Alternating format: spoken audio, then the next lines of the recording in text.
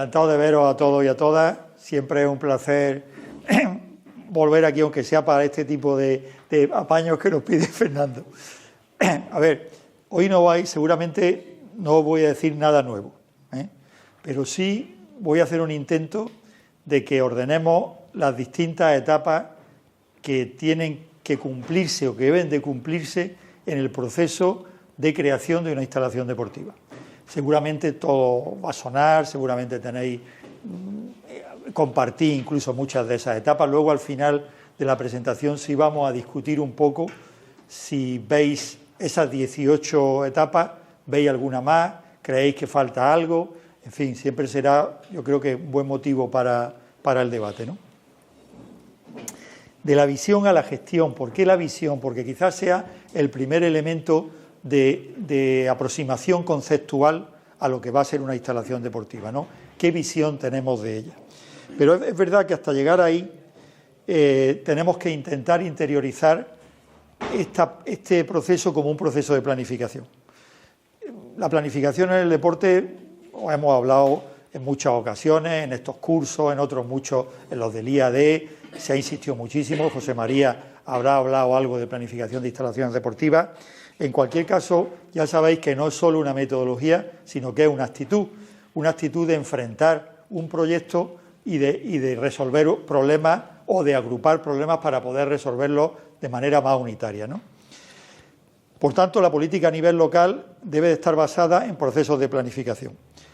Los planes directores y planes locales de instalaciones que ya conocéis y que habéis visto en otros momentos, los planes estratégicos de una ciudad, los planes estratégicos de una comunidad autónoma o incluso de un país.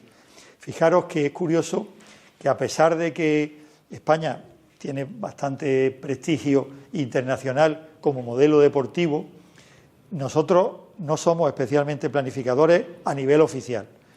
Es decir, todos los países, por ejemplo en Latinoamérica, tienen un plan nacional del deporte que se aprueba cuando entra un mandato político. Nosotros no tenemos, el Estado no tiene esa obligación.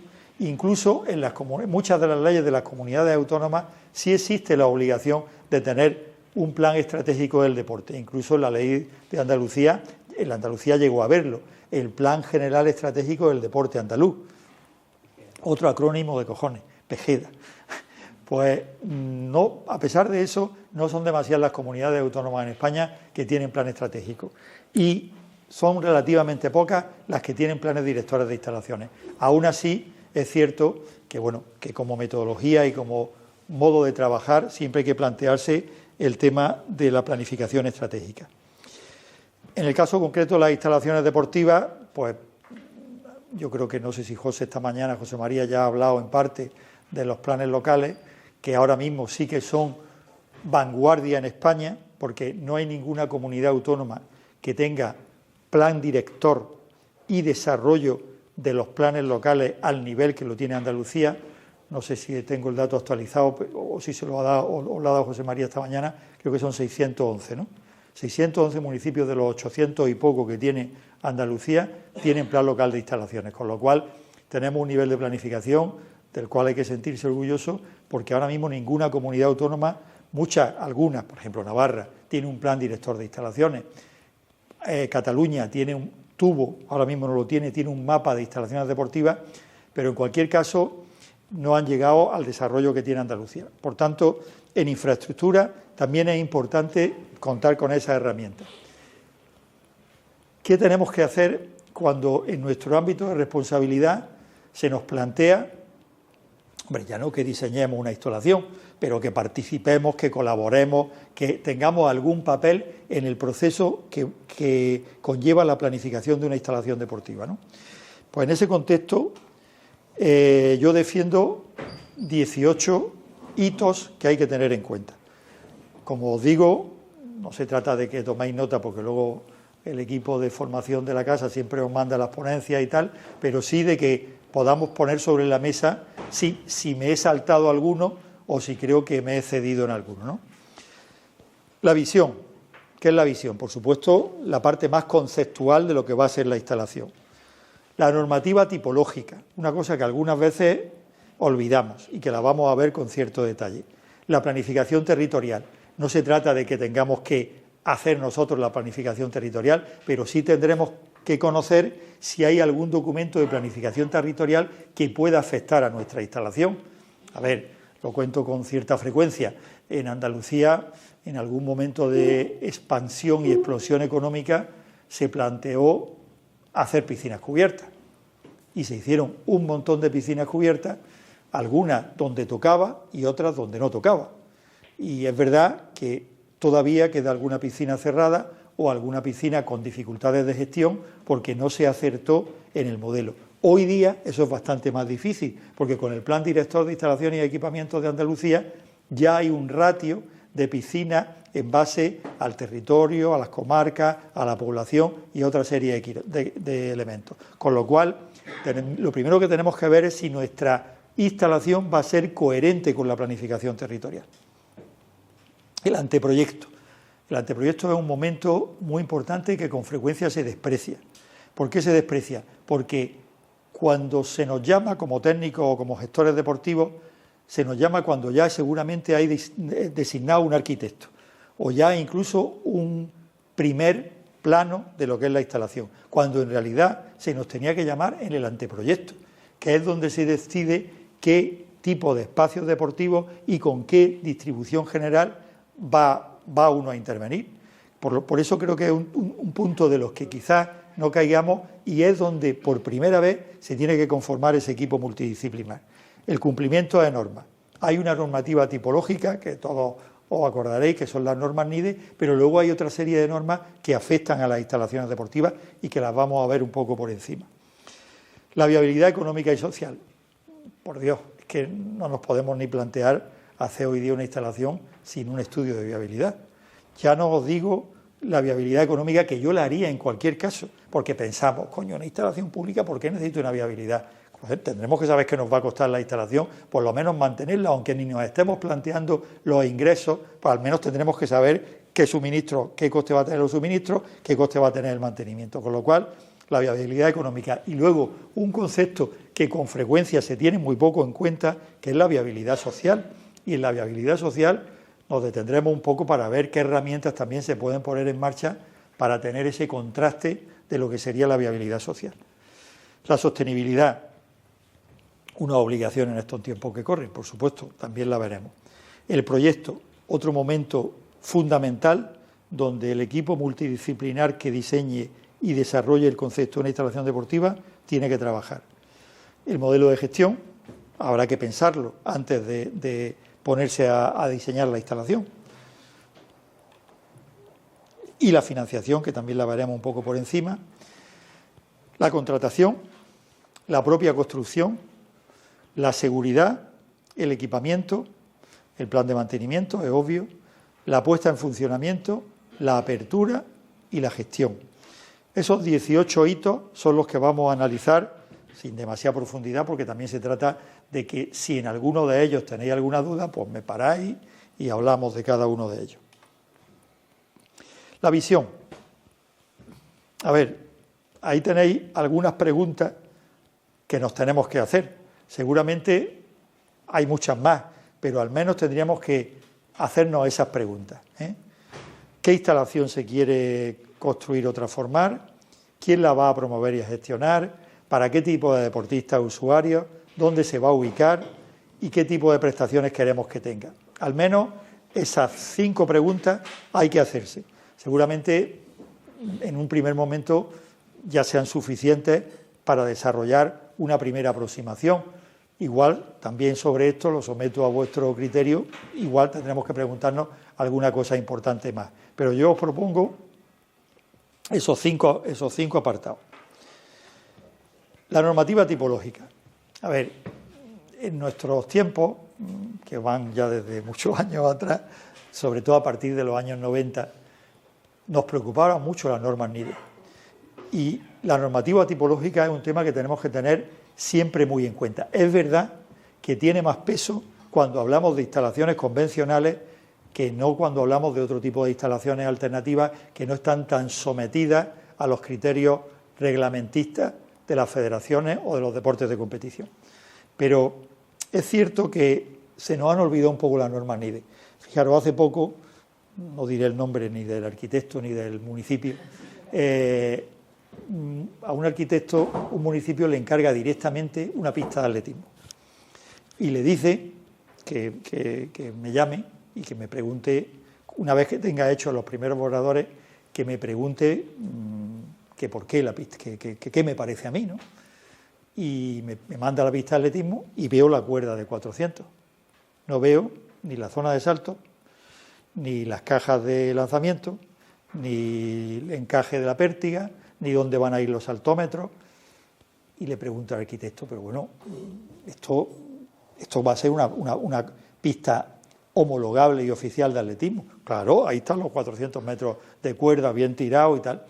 Porque es verdad que es un arquitecto joven, que no perdamos de vista que cuando vamos a hacer instalaciones, llamémosle convencionales, que van a estar sujetas a una reglamentación federativa y que aspiran a ser homologables por esa federación, tenemos que tener en cuenta las normas NIDE. Son antiguas, hay algunos foros donde se plantea que habría que renovarlas y es cierto, pero ahora mismo tienen vigencia, porque recogen la reglamentación de al menos las grandes federaciones de deportes de competición. Y además en las normas NIDE hay dos tipos de normas, las reglamentarias y las de proyecto. En el caso de las reglamentarias se centran en eso que veis ahí un poco, las medidas, las dimensiones, las características que tiene que tener un espacio deportivo homologable por una federación, en este caso por una pista de baloncesto, ¿no? Que todos conocemos que en nuestros pabellones o en nuestras pistas polideportivas pues tenemos en cuenta medidas y demás para considerar si luego se pueden desarrollar esas competiciones ahí. Por tanto, una parte de las normas NIDE tienen que ver con las normas reglamentarias, que están además desarrolladas y pactadas con las federaciones deportivas españolas. También es cierto que en esas normas hay que tener en cuenta algunas otras cuestiones más allá estrictamente de las mediciones. La orientación, ya sabéis que la orientación solar es importante para evitar el sol de mañana o de tarde, en fin, ese tipo de criterios. El tipo de superficies deportivas, también tenemos que determinar en las normas NIDE qué tipo de superficie va a poder ser homologable por la federación correspondiente. Ya sabéis que en esto hay ciertos cambios, en un momento se pone más de moda el sintético, en otros momentos el parqué, algunas federaciones ya han optado directamente por uno de ellos, el baloncesto por la madera, el balonmano por el sintético, en fin, es cierto que se producen algunos cambios, pero esos cambios se van trasladando también desde el ámbito federativo a las normas NIDE. Y entonces, estas serían las normas reglamentarias. Luego estarían las normas de proyecto, que además para cualquier instalación que esté subvencionada por el Consejo Superior de Deportes hay que cumplir. Las normas de proyecto ya entran en cuestiones más estrictamente constructivas y se van a consideraciones pues, desde la altura, por ejemplo, de la cubierta en función de las capacidades y del tipo de instalación que tengamos que hacer. Estas son menos conocidas, pero también son más frecuentes y simplemente pretenden generar, especialmente los arquitectos, una serie de criterios para evitar errores de bulto como se podían cometer en los años 80, que todos hemos visto instalaciones que, en fin, habría que haber metido al arquitecto en la cárcel, ¿no? Bueno, pues ese tipo de normas también son de importante cumplimiento. Os lo digo, como os decía, no os voy a contar cosas que no sepáis, pero sí refrescamos algunos conceptos que andan por ahí.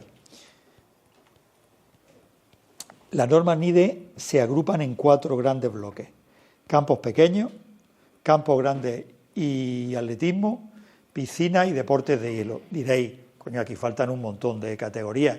Sí, pero están clasificadas dentro de esos 4 grupos. Campos pequeños, pistas polideportivas, espacios, la parte de cancha de un pabellón polideportivo, los campos grandes, pues fútbol, ya sabéis, atletismo, hockey y alguna modalidad más de grande.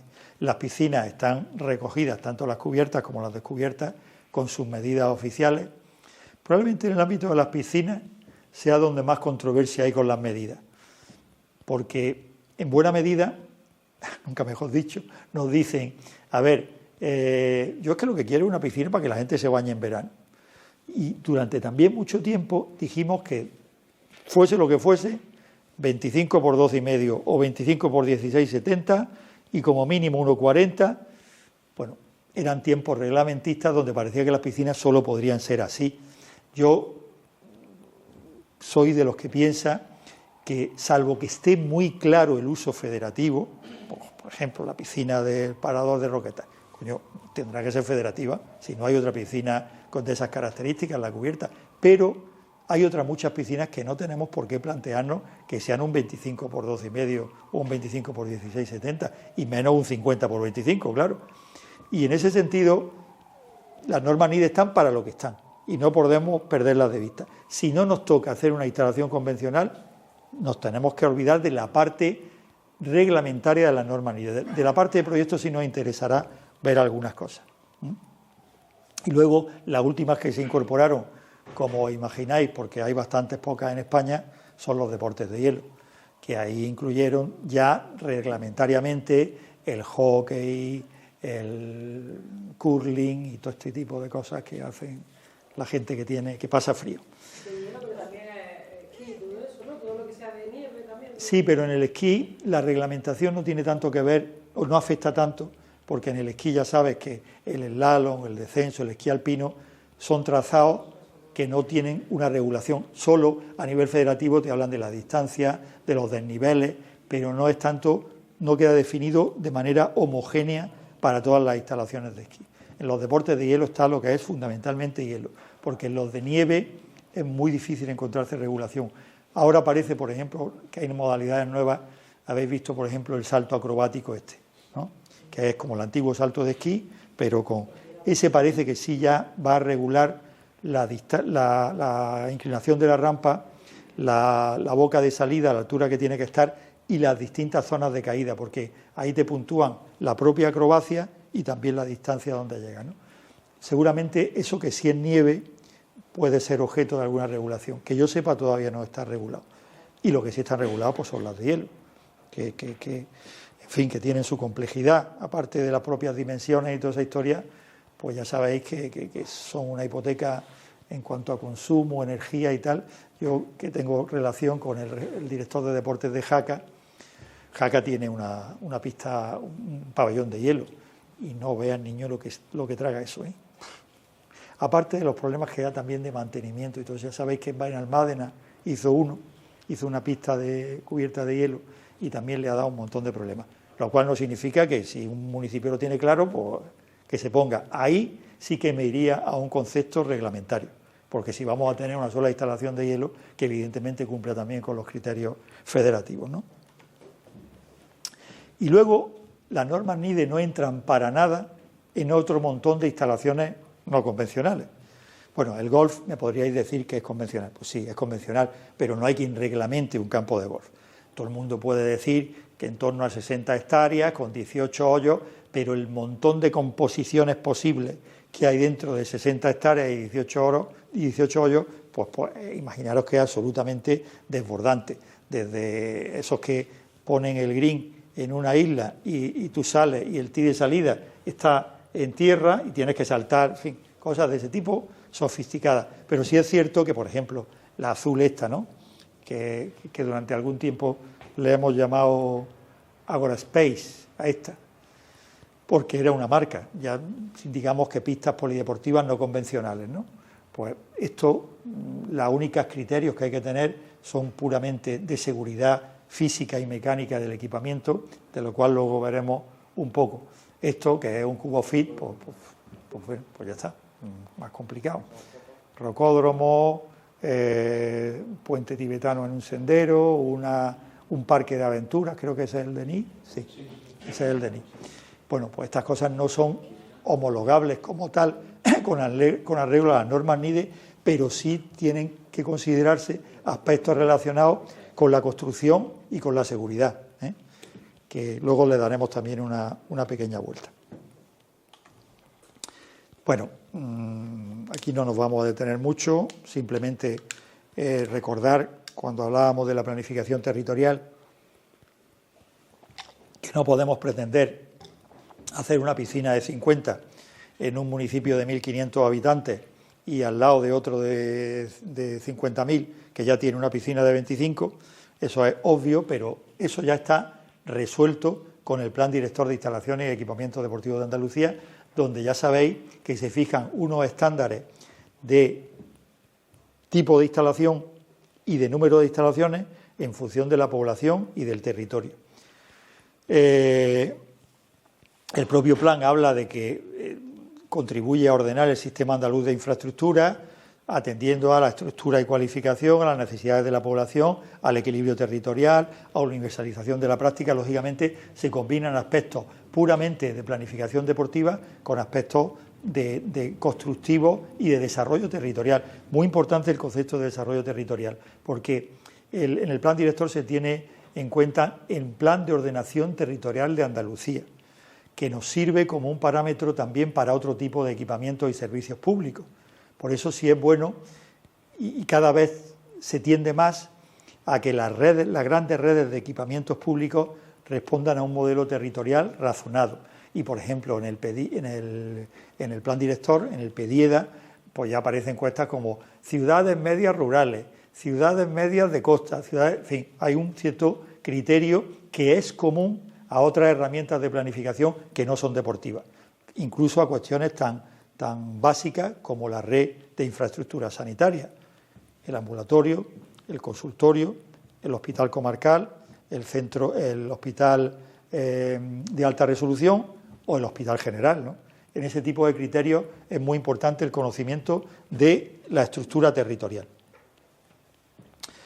Para hacer un inventario, tanto en el ámbito de Andalucía o de una comunidad autónoma como en el ámbito de un municipio, lo primero, el inventario. ¿Qué tenemos y qué nos está faltando? La definición de la planificación, pues eso volvemos a decir, también tengo que mirar no solo en mi municipio qué nos está faltando, sino en el entorno de influencia y en el área territorial qué puede hacer falta. Y luego una cosa que no solemos hacer de ninguna manera, los estudios de demanda. Y pensamos, coño, no lo hacemos porque es un tema sofisticado esto de los estudios de demanda. Pues será un tema sofisticado si se lo damos a un sociólogo, pero nosotros también tenemos hoy día instrumentos como para hacer un estudio de demanda, por lo menos que nos dé alguna orientación. Joder, cogemos un Google Form y mandamos 1.500 preguntas o 2.000 preguntas a los vecinos a través de asociaciones de vecinos, de colectivos, de tal. Una referencia, algo de criterio sobre la demanda tenemos que tener, porque si no corremos el riesgo de que se produzcan voluntades políticas raras. Es que aquí lo que a la gente le gusta es el fútbol. Pero bueno, lo has preguntado. Igual si haces un estudio te das cuenta de que la gimnasia rítmica está al mismo nivel que el fútbol. Y entonces ya tendrás que decidir cuál es la prioridad, si el campo de fútbol o el pabellón cubierto o la sala de gimnasia, ¿no? No se está haciendo y es un tema que hoy día con la tecnología que manejamos se puede hacer con un coste razonable y con una utilidad alta. Aquí hay otro tema importante, lo de los umbrales de población. Os había dicho que Jaca tiene una pista de hielo. Y diréis, coño, Jaca tampoco es tan grande, Jaca, para tener una pista de hielo, si no la tiene Bilbao, ni la tiene Valencia. Pero es cierto que muchas veces hay otros factores que tenemos que considerar. Primero, en un territorio donde hay muy pocas infraestructuras de hielo como España, Jaca, que tiene un fuerte posicionamiento en deportes de montaña, nieve y hielo, pues parecía un sitio razonable porque además en toda ese área del Pirineo y en todo Aragón no hay otra pista de hielo. Entonces, sin tener como criterio excluyente la población, sí tenemos que considerar en algunas ocasiones excepcionalidades también de este tipo que comentamos, ¿no? Bueno, catálogo de tipologías de instalaciones y de espacios deportivos, definición del contenido y alcance de las redes, básica, complementaria, especial. La Junta de Andalucía está redactando ahora, ¿os lo ha contado José María, los planes provinciales? Sí. Os lo ha dicho, ¿no? Bueno, pues eso está siendo enjundiosa la cosa, porque muchas veces es difícil distinguir las redes. No sé si él lo ha trasladado este debate también, sobre red básica, red complementaria y red especial. Es complicado, porque decimos, en la red, consideramos red especial ¿Con qué criterio consideramos la red especial? Pues uno podría ser instalaciones que alberguen deportes y equipos de competición. Correcto, podría ser un criterio, pero es que se nos va a dar el caso de que es también complementaria. El campo de fútbol de Níjar, por ejemplo, pues tiene al equipo, bueno, Níjar no sé en qué categoría estará ahora, pero un campo de fútbol de primera red, de la primera de federaciones. Pues tendríamos que considerar que es red especial en tanto en cuanto hay un equipo de primera red que juega allí, pero también es red complementaria o red básica porque también tiene escuelas deportivas. Los límites entre esas tres redes son complicados y están a debate, y espero que cuando salgan los planes provinciales se aclare un poco el tema. Y ojo que también es un tema que parece menor, pero que tiene complicación, porque, por ejemplo, la Junta de Andalucía va a desarrollar un concepto que son instalaciones de la red de especial interés autonómico, y esas instalaciones va a haber que solicitar estar en esa red, y esas instalaciones van a tener prioridad a la hora de hacer inversión. Pues bueno, los criterios para determinar cuál va a ser la red de instalaciones de especial interés autonómico, pues no va a ser fácil, porque, como os digo, hay instalaciones que compaginan adecuadamente su papel de instalación de base con su papel de equipo residente de alta competición, ¿no? En fin, en cualquier caso, nosotros nos volvemos a nuestro foco. El foco lo teníamos puesto en nuestra instalación y en nuestro entorno más cercano. Tenemos que tener en cuenta las herramientas de planificación, por supuesto, como es el caso de los planes locales. Bajamos de lo autonómico a lo local, y en el caso de lo local no solo es que tendríamos que tenerlo en cuenta, sino que tenemos que velar porque la instalación que queremos construir esté entre las propuestas que se han hecho en el plan local, que ya sabéis que tiene un apartado de propuestas que es donde tenemos que recoger aquellas aspiraciones municipales lo más fundamentadamente posible, ¿no? Yo creo que esto lo habrá comentado José María, me imagino, los contenidos de un plan local de instalaciones, el inventario, el estudio de hábitos deportivos de la población, que, como he dicho, se puede hacer de manera más ligera que un estudio complejo de carácter sociológico, el análisis de la oferta actual, la demanda, los estudios de condiciones de calidad ambiental, las medidas para garantizar esa calidad ambiental, la eficiencia, derechos, deberes de los usuarios, en fin, las piezas de un plan local que, como algunos lo habéis visto, seguro que ya os son familiares. Aquí está mal el título, ¿eh? Esto no es el 5 cumplimiento de normas, me habré colado, luego te mando, Fernando, la rectificación. Esto es el 4, que es el anteproyecto, ¿eh? El anteproyecto que apuntaba al principio, que es un momento que nos saltamos con cierta frecuencia, ¿eh? Todos ponemos el esfuerzo, vamos a hacer el proyecto y que el arquitecto haga el primer plano y ahí nos reunimos. No. El primer plano ni siquiera tiene que ser un plano homologable con los que hace un arquitecto. El primer plano tiene que ser algo conceptual, algo donde tengamos una visión clara de lo que va en la instalación. Por tanto, es, insisto, el primer momento donde se tienen que reunir los gestores deportivos, el arquitecto, el político, y ya si queremos hacer más amplio el equipo, pues todo profesional que pueda aportar algo, pero al menos esos tres roles. Y el momento no es el proyecto, el momento es el anteproyecto. Antes de hablar con un arquitecto, hay que sentarse con el político y con el gestor deportivo y fijar los principios fundamentales de esa instalación a través de un anteproyecto, que ya sabéis que lo podemos resolver, que terminará haciéndolo el arquitecto, pero no deja de ser un plano básico con 4 o 5 alzados básicos que no tiene que ver para nada con el proyecto de ejecución, ¿eh? Que el proyecto de ejecución ya tendrá que cumplir pues con lo que dicen los colegios de arquitectos, ¿no? Por eso, desde la primera aproximación conceptual, que es la visión, tenemos que irnos a ese segundo momento, que es el anteproyecto. Insisto, esto sería punto 4, el anteproyecto. El cumplimiento de normas. Hemos visto toda una serie de normas que tenían que ver con los aspectos constructivos y con los aspectos, digamos, de medidas y condiciones y de características federativas. Pero hay otra serie de normas que también hay que tener en cuenta. Y son una serie de normas que en España están relativamente poco desarrolladas. Es verdad que las hay y que las vamos a ver ahora. pero con frecuencia nos vamos, bueno, no con frecuencia, en algunos países del mundo, tampoco muchos, están algo más desarrolladas y tienden a internacionalizarse, con lo cual es importante que el país también siga en este proceso de desarrollo de normas específicas relacionadas con el equipamiento y los espacios deportivos, que son tan importantes como... Mira, ahora mismo en España solamente se han desarrollado esas categorías como normas UNE, que son normas de homologación. Las normas UNE responden a una homologación acreditada de una serie de características técnicas que tienen que tener especialmente los equipamientos deportivos. Equipamiento para deportes en general son las canastas, las porterías, en fin, lo que os pueda venir. Equipos de protección individual para deportistas, no hay mucho desarrollado, pero hay algo desarrollado en relación, por ejemplo, con los cascos de protección de hockey o con otro tipo de equipamientos que tiene que llevar el deportivo. La iluminación para las instalaciones deportivas sí está regulada, ya sabéis que tenemos que cumplir con una serie de lux y toda esa historia.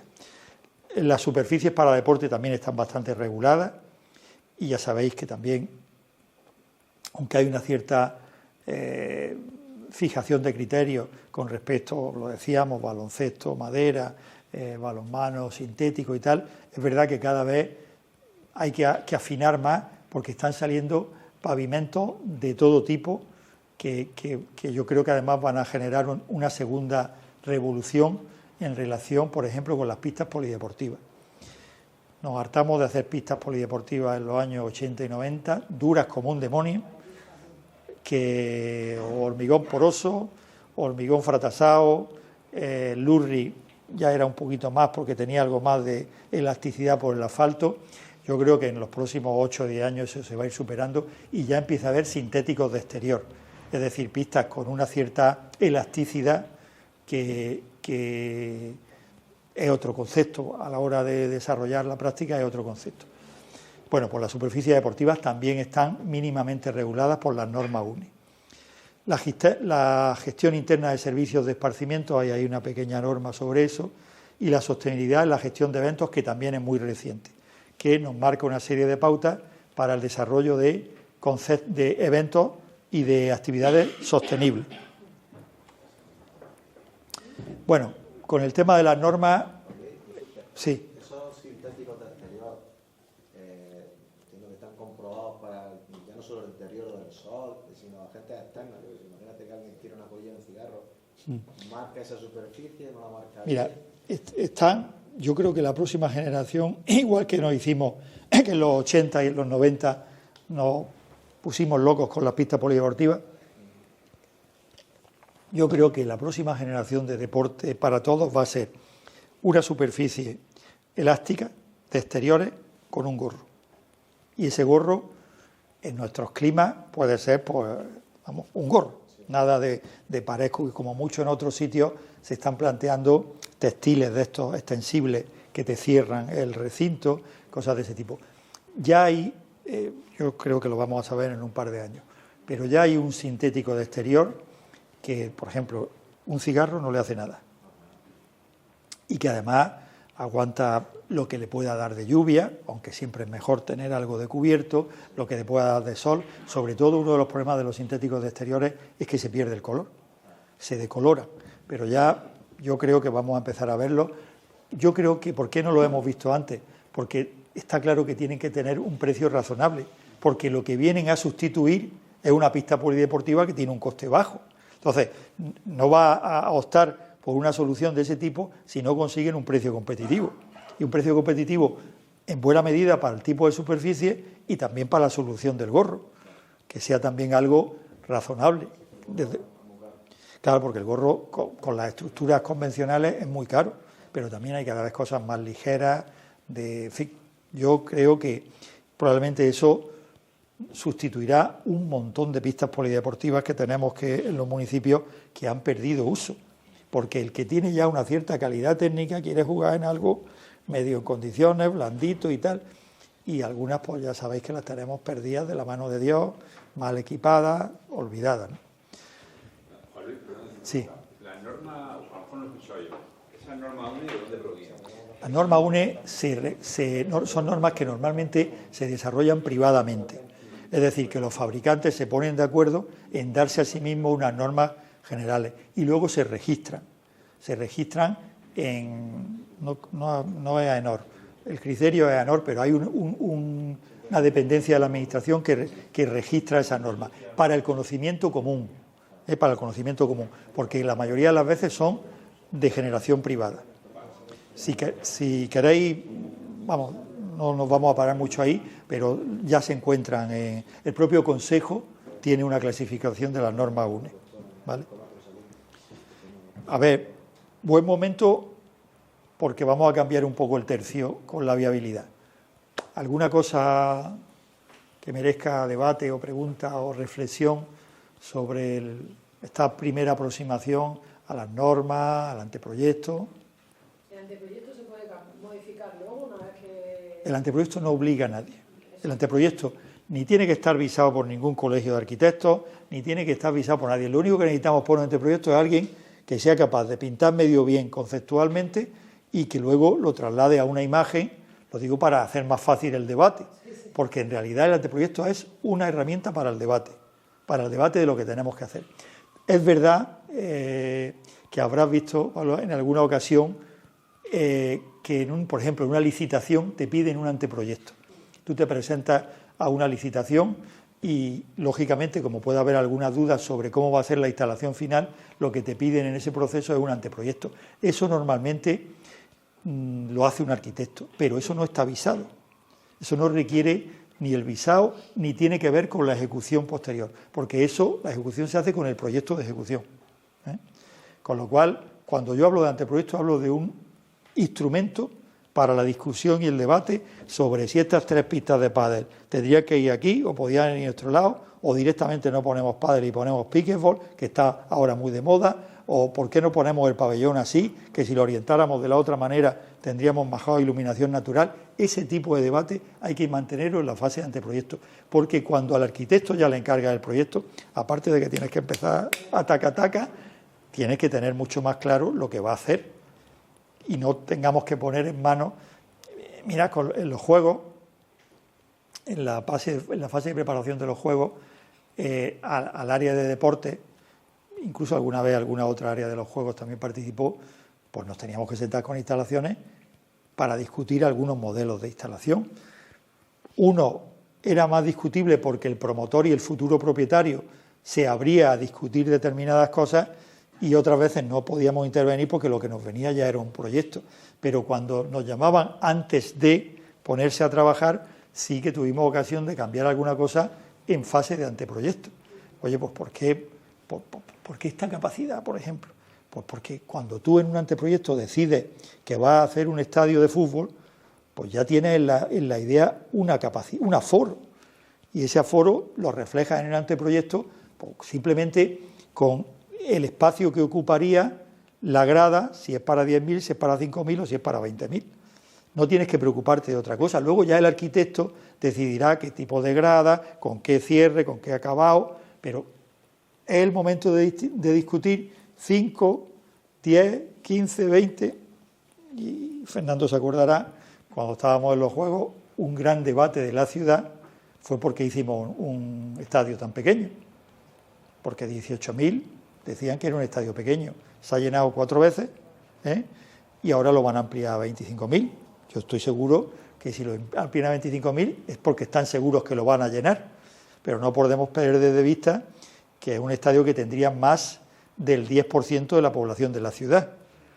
En fin, seguramente tendrán sus razones y lo sabrán pues porque estará todo más desahogado, habrá más palcos, yo qué sé, pero ese es un debate que hay que tenerlo en el momento adecuado, no cuando ya le hemos dicho al arquitecto ponte a la tarea. Viabilidad económica y viabilidad social. Evidentemente, los dos conceptos, ahí está una pequeña definición. Fijaros que ahí dice que se centra en la capacidad de la instalación para generar un saldo económico favorable. Bueno, yo no sé si ahí quería decir el redactor, porque esta frase es copiada, que ese saldo económico favorable no tiene por qué ser en ningún caso tener beneficios, sino simplemente que con lo que va a generar la instalación o con tu propio presupuesto vas a ser capaz de asegurar la viabilidad económica de la instalación. Porque claro, el pabellón Moisés Ruiz no vive de los ingresos de los usuarios, pero sí sabe que mantener la instalación durante un año vale X, pongamos 300.000, pues esos 300.000 tienen que venir de lo que ponen los usuarios, de lo que pone la Diputación y de algunos otros ingresos externos que tenga, y eso hay que reflejarlo en el estudio de viabilidad, porque si no, corremos el riesgo de que a mitad de temporada no seamos capaces de pagar la luz o de pagar el agua, ¿no? Lo digo porque los suministros es algo que también da bastante la lata, porque con frecuencia todo el mundo se olvida de los suministros, y los suministros luego se te ponen a lo mejor en el 10 o el 15% del gasto de una instalación. La viabilidad social. Evidentemente hay que valorar qué impacto va a tener esa instalación en la sociedad, porque una instalación es un edificio público muy importante, que va a generar una serie de sinergias deportivas, pero que también puede generar otro montón de sinergias sociales, de convivencia.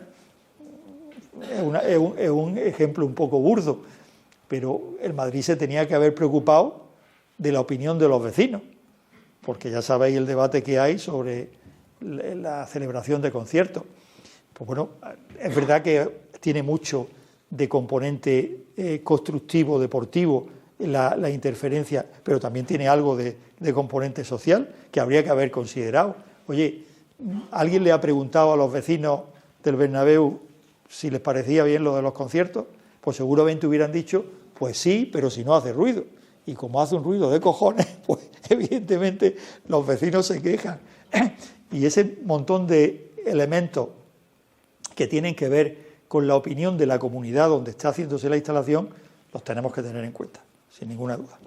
Por tanto, esa es la parte de viabilidad social, que muchas veces nos olvidamos de ella. Nos plantamos, que este es el suelo que tenemos. Llega el alcalde o el concejal, este es el suelo que tenemos. Hace poco me pasó también en una instalación. Este es el suelo que tenemos. Y aquí vamos a meter 2 pistas de pádel. Era una pista polideportiva circundada por los 4 sitios por viviendas. Era la típica pista polideportiva que no se había dejado el suficiente desarrollo urbano y las viviendas estaban pegadas, las 4 paredes. Bueno, una no. Una era la entrada con la valla y las otras 3 con 2 adosados a los lados de los fondos y un edificio de 3 plantas. Madre mía, no sabe, las pistas de pádel están que las han tenido que cerrar, porque con el ruido que hace el pádel, pim, pim, pim, pim, pues, bueno, ese tipo de cosas tienen que ver mucho con la viabilidad social. La sostenibilidad, supongo que es la palabra que más de moda está y que más decimos últimamente para todo. Bueno, son los tiempos que corren, pero hay que ser coherente y evidentemente una gran instalación deportiva no puede ser ajena al concepto de sostenibilidad. Ya sabéis que el concepto de sostenibilidad lo relacionamos muy directamente con la sostenibilidad ambiental, pero en realidad la sostenibilidad son muchas más cosas, incluso algunas de las cosas de las que hemos hablado, como la viabilidad social, formaría parte de la sostenibilidad en el nuevo concepto de sostenibilidad que se está manejando.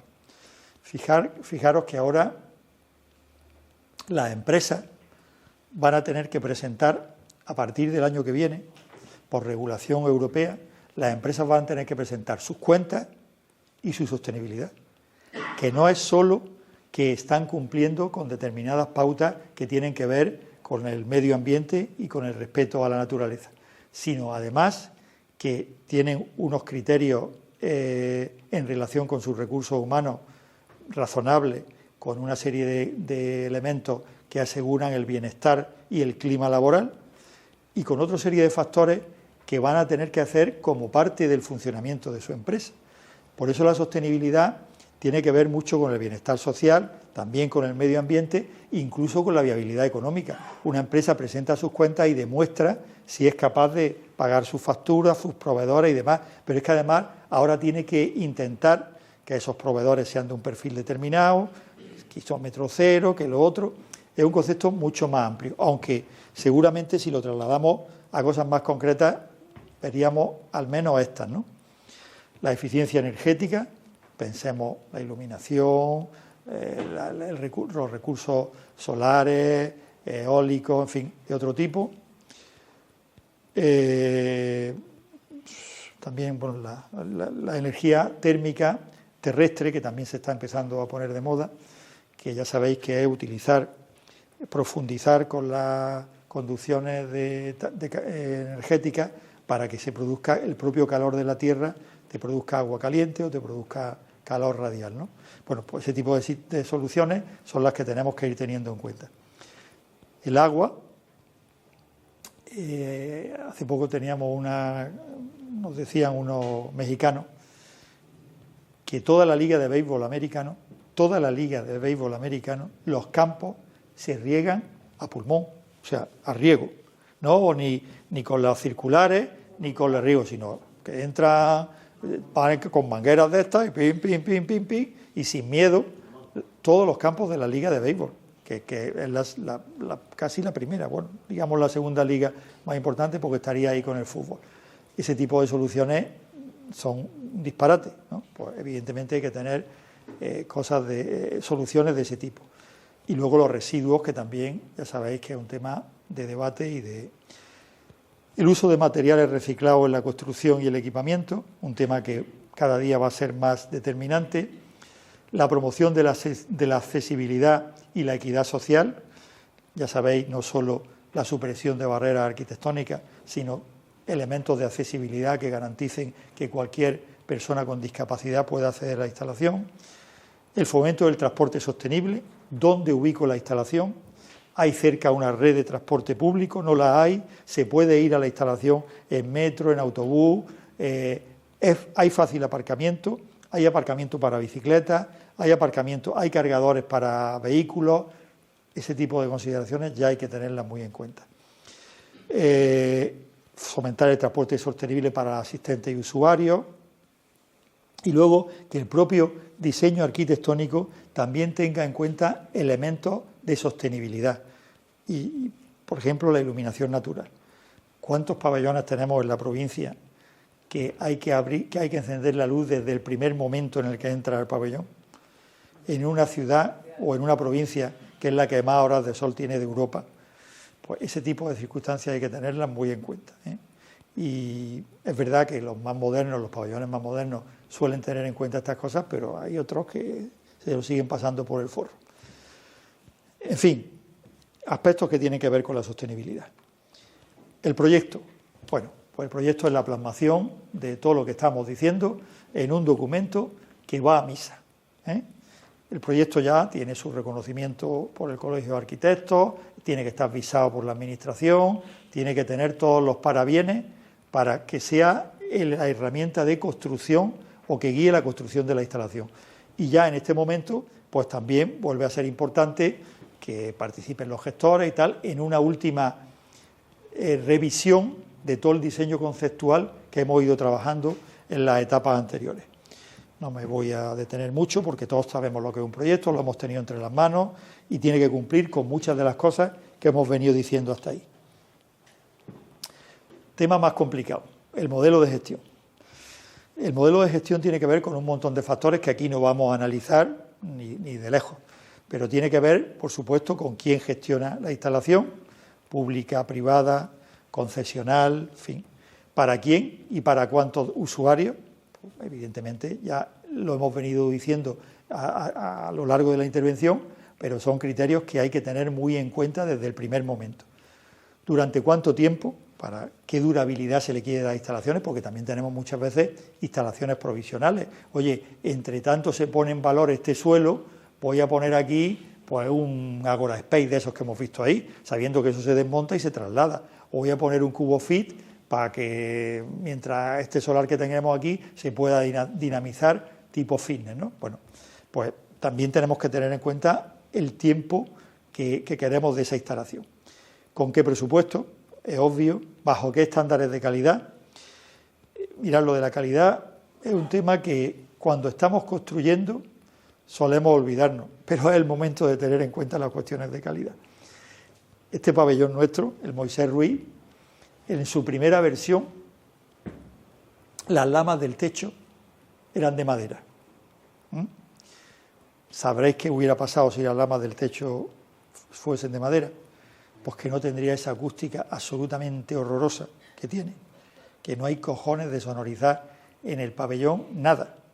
Que me acuerdo que una vez se hizo un concierto de Joaquín Sabina y entre que Joaquín Sabina canta lo que canta y que el ingeniero de sonido no terminaba de afinar, aquello fue una tortura. Bueno, pues la calidad hay que defenderla en el momento de la construcción y hay que defenderla con un presupuesto. Cuando empiezas a meter, al arquitecto le dice, o al jefe de obra o a quien sea, no nos podemos pasar de esto, pues nos encontramos con problemas que luego acarrean un uso complejo en algunos momentos de la instalación, ¿no? Y evidentemente los estándares de calidad constructivos en este país en algunos momentos se han descuidado bastante, con lo cual luego gastamos más en energía, gastamos más en mantenimiento, gastamos más en limpieza, en fin. ¿De acuerdo con qué objetivos de rentabilidad social y económica? Por supuesto, ya lo habíamos visto, ¿no? No, insisto, no voy a entrar mucho en el modelo de gestión pública, gestión privada, gestión mixta, eso no está bien dicho porque ya no se habla de gestión mixta, pero bueno, ¿qué quería decir? Ya sabéis, pues por ejemplo el modelo concesional, donde es el municipio el que pone el suelo y el privado el que construye, ¿no?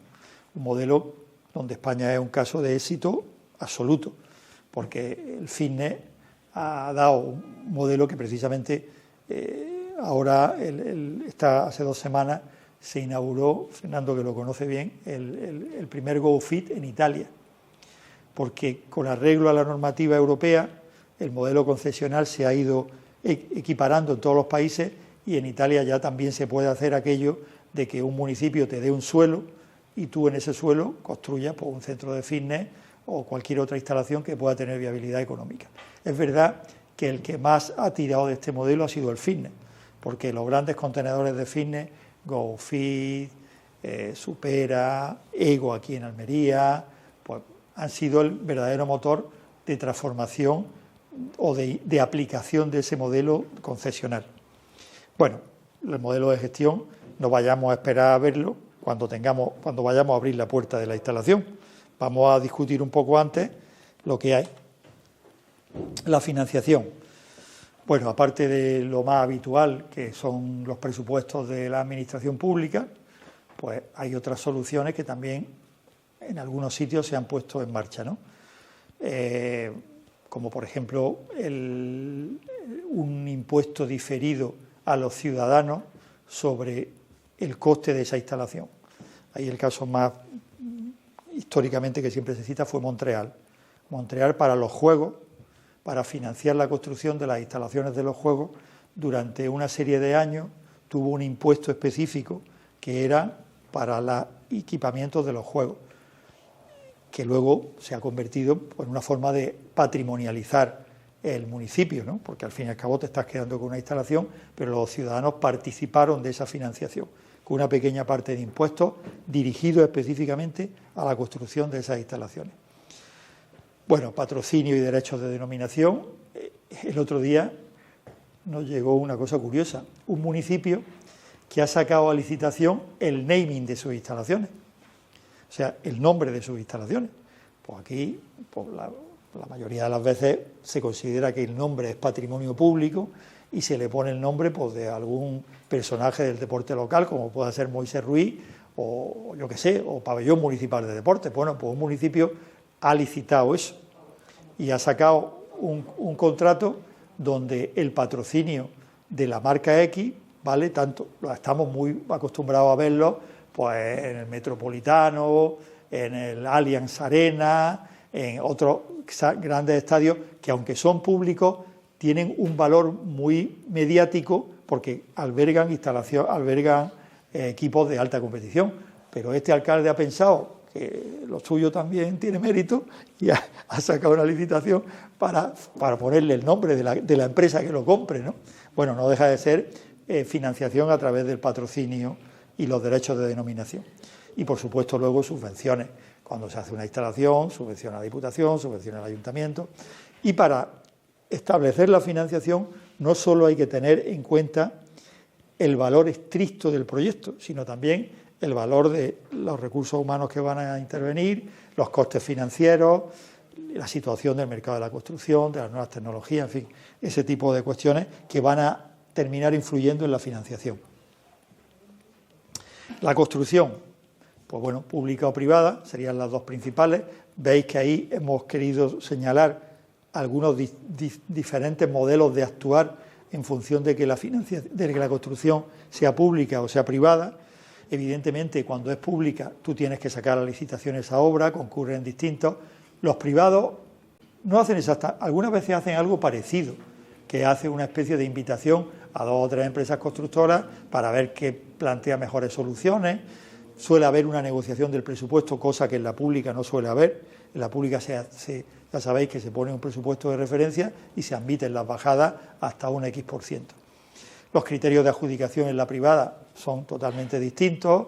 En fin, son dos maneras de construir y de contratar también distintas.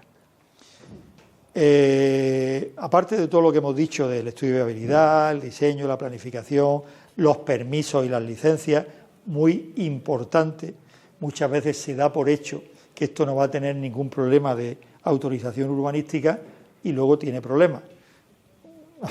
Conocemos algunos, ¿verdad, Carmen?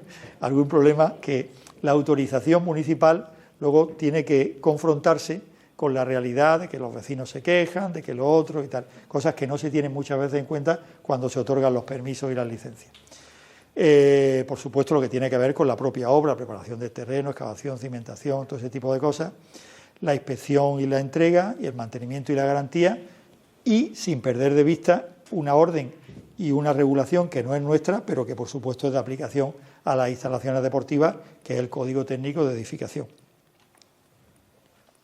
La seguridad, sabéis que es un tema que está muy sobre la mesa, y que nunca podemos perder de vista, porque la mayoría de los que estáis aquí sois gestores públicos y hay una responsabilidad indiscutible que muchas veces tiene que ver con elementos de seguridad que debemos de tener en cuenta. Es imposible asegurar todos los aspectos que tienen que ver con la seguridad en una instalación deportiva, pero al menos tenemos que averiguar cuáles pueden ser y tener algunas medidas de prevención o de paliación ante esos riesgos. No nos vamos tampoco a detener aquí, pero todos hemos tenido, gestionando instalaciones, algún problema pues con una valla que le ha caído a un niño en el pie, con la dichosa portería que se vuelca, con ese tipo de cosas que hay que tener en cuenta. Ahí os he puesto la referencia de un manual que en su momento sacó el Consejo sobre seguridad en instalaciones deportivas. Luego hay unas normas que tienen que ver también con la propia construcción, que ahí las tenéis, seguridad estructural, seguridad de incendios, seguridad, salubridad, en fin, también tienen que ver con el Código Técnico de Edificación. Y luego hay normas específicas que nos afectan a deporte.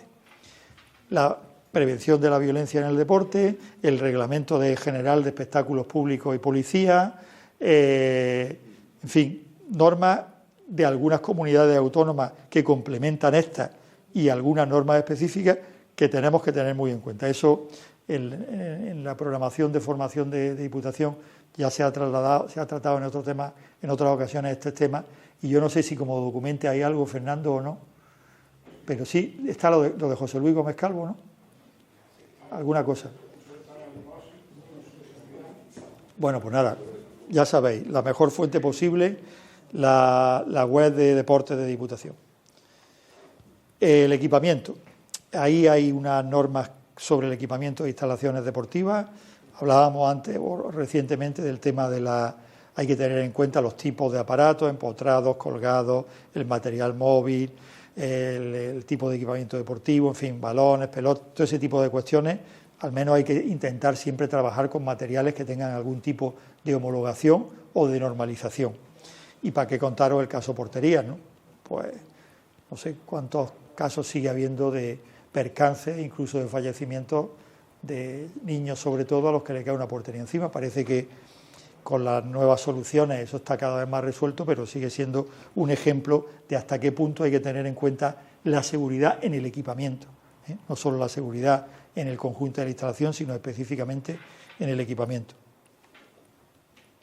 Por supuesto, los equipamientos tenemos que considerar todo eso que veis ahí, la calidad, la versatilidad, la materia prima con la que está fabricado, el espacio disponible para su manejo y almacenamiento, la experiencia del proveedor, que sea por supuesto solvente para sustituciones, para reparaciones, en fin, consideraciones que ya conocéis también. El plan de mantenimiento. A ver, las instalaciones tienen que tener un plan de mantenimiento, pero es verdad que es un tema que muchas veces descuidamos. Solemos tener en cuenta el plan de seguridad y evacuación porque es un documento que se nos pide oficialmente y además que nos va a pedir los bomberos si hay cualquier incidencia o lo que sea, pero se suele dar menos valor al plan de mantenimiento. Y el plan de mantenimiento es la clave para, entre otras cosas, controlar el coste de funcionamiento de la instalación. Un buen mantenimiento es garantía de que la explotación de la instalación y el manejo va a funcionar en los parámetros económicos y de seguridad que queremos. Por eso yo creo que hay que reivindicarlo como un documento de cabecera al mismo nivel que el plan de seguridad, evacuación y demás, y revisarlo con cierta frecuencia con el equipo de trabajo que está en la instalación, de conserjes, de operarios de mantenimiento y de lo que corresponda, ¿no? La puesta en funcionamiento. Mirad, este es un tema que a lo mejor no lo consideráis vosotros ni siquiera una etapa más de estos 18 hitos, pero suele pasar que vamos a abrir la instalación, no hemos probado todos los equipos, no hemos hecho una valoración de por ejemplo, el propio efecto de la iluminación sobre la cancha de juego. Aquí no se ha llenado la piscina de agua, a ver si tiene pérdida, no se ha puesto la bomba de filtración en marcha, no sabemos si el dosificador de hipoclorito funciona o no funciona, con lo cual yo sí lo considero una etapa fundamental, que es un chequeo general de la instalación antes como puesta en funcionamiento, un chequeo general. Luego hay que tener cuidado, en los juegos el chequeo general el chequeo definitivo fue el España-San Marino, ¿no, Fernando? Pero antes se hizo un chequeo con un partido de fútbol. Menos mal que fue un chequeo anterior, o fue donde nos llovió en el San Marino. Bueno, que cayó un chapetón, que había agua por todos lados del estadio. El agua pasaba por los pasillos, porque había algunos problemas en las inclinaciones de la circulación, de la evacuación por rampa, ¿no? Bueno, pues evidentemente si no hubiéramos probado, igual estamos en la inauguración de los Juegos, nos llueve y se lía el escándalo nacional número 1, ¿no? Muy importante, insisto, yo sí lo defiendo como una parte fundamental. La apertura, pues la apertura es otro momento donde tenemos que tener mucho cuidado de que tenemos la licencia de apertura, de que se ha aprobado la accesibilidad, de que ese tipo de cosas que tienen que ver con las regulaciones municipales o autonómicas. Y luego lo otro que tiene que ver con la preapertura. Si es una instalación de tipo comercial o queremos promocionarla, pues tenemos que hacer campañas previas, hacer una campaña de marketing, que la gente conozca la instalación antes de venir a ella, que tenga muy claro cuándo se va a abrir, en qué condiciones. Por lo tanto, la apertura y preapertura también considero que es un punto esencial. La gestión. Bueno, pues la gestión no es solo el modelo de gestión, es que ya estamos gestionando.